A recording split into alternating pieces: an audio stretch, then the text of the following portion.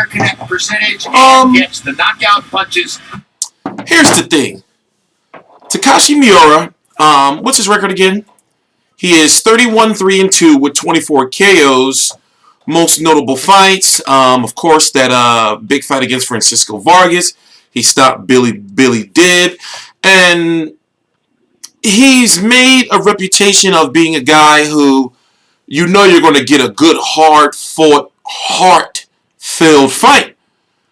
But, truth be told, when you look at the meat of the 130-pound division, right now, he's ranked number 1 by the WBC for Francisco Vargas' title. Francisco Vargas was defeated. I'm about to watch that fight next. I just know he was defeated. But basically, I'm watching the HBO card now on my DVR after covering the Frampton Santa Cruz Zata Cannon Garcia card. So now I'm watching this card. And I've seen Takashi Miura fight, I believe, like 5 times maybe. You know, like I actually watched his fights. And like I said, he's one of those guys where you know, okay, all right, he's going to be tough. He can beat you, and also, if you remember, what round was that? Round 11 or round 10 when he hit? I forgot to tell you who he's fighting. Well, anyway, the guy he was fighting, Miguel Roman. I've seen him fight many times, and he has come to fight. But if you look at realistically, he hasn't really fought. Is this the same Miguel Roman? This may not even... Yeah, he fought Javier Fortuna. It's a couple of other fighters that I know of that he fought. But anyway, this was somewhat of a filler fight, or more so to showcase Miura to fight a rematch with Francisco Vargas and or fight Lomachenko and or fight Orlando Salido. So basically, this is like now that he's won, it's like, okay, well, does he go fight Orlando Salido now that Francisco Vargas has lost?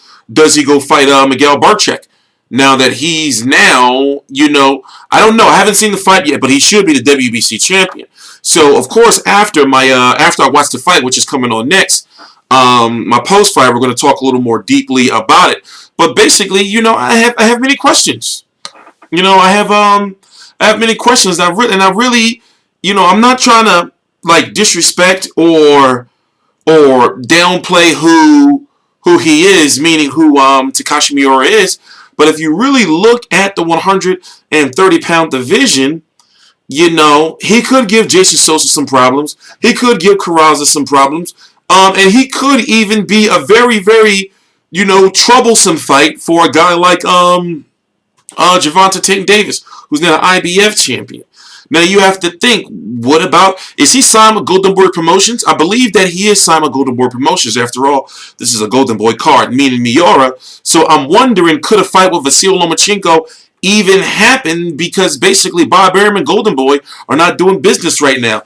And now that I look at it, the WBO rankings, he's not even ranked by the WBO. So therefore, Vasyl Lomachenko can't fight him. Now, by the time Vasyl Lomachenko may be able to fight him, maybe the WBO rankings will be updated within the next, they're going to be updated within the next 3 weeks. So maybe Takashi Miura may be able to get into the rankings. Because now looking at it, his opponent is not even in the rankings either, Miguel Roman. So I'm wondering, there's fights out there for Miura. There's fights Miura. There's fights out there for him, but is he really like a champion? He's a guy that just fights off all heart, and he will beat you the fuck up. Excuse my language, but basically, that's truth be told. That's what it is. So I guess we'll just have to see where he goes from here. But let me get to this. Now could they do, or would they do him versus Francisco Vargas again? Since Francisco Vargas was defeated, would they use maybe Miura as a comeback fight? Like I said, there's many fights out there for him. It all depends on, how they're going to use him and how active they're going to keep him. But I'm TstreeT Controversy. This is TstreeT Controversy Live. I cover every single major fight live. All the links to my social media are right down below in the description box. He did win a fight in which he was having some major troubles early, especially looking stamina-wise. He ended up knocking Roman down 3 times. Once in the 11th, if I'm correct. What was that mean, left hook to the body, and he sat on it. And, Roman went down, started rolling around. And when he got up, he was cool. But he obviously went back to his corner. And you can tell he didn't sit down. He put his hands on the roof, put his hands down. And he was, like breathing hard. Also, go back and watch. After the knockdown, in between rounds, did the trainer say, pick your head up, bitch? Or did the translator mess it up? You have to watch the fight between after he got knocked down the first time, Mina Roman, from that body shot, that mean body shot. Listen in between rounds on the HBO broadcast. What was up with that? Tell me if I'm wrong. But anyway, I'm TstreeT Controversy. This is TstreeT Controversy Live. I cover every single major fight live. Please subscribe. All the links to my social media right down below in the description box.